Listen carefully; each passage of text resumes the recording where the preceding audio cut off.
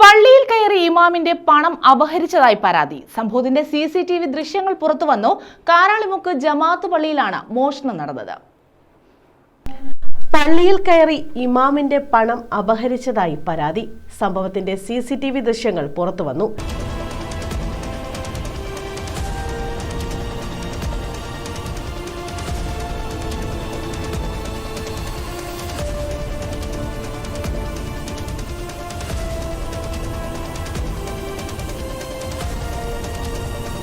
കാരാളിമുക്ക് ജമാഅത്ത് പള്ളിയിലാണ് മോഷണം നടന്നത്.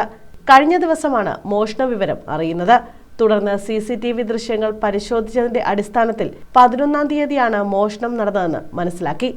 ഇതിന്റെ അടിസ്ഥാനത്തിൽ CCTV ദൃശ്യങ്ങൾ ഉൾപ്പെടുത്തി ശാസ്താംകോട്ട പോലീസിൽ ഭാരവാഹികൾ പരാതി നൽകി. പോലീസ് കേസെടുത്ത് അന്വേഷണം ആരംഭിച്ചു. ജമാഅത്ത് അസിസ്റ്റന്റ് ഇമാം സൂക്ഷിച്ചിരുന്ന 20,000-ഓളം രൂപയാണ് മോഷണം പോയത്. News bureau, Chakkuvalli.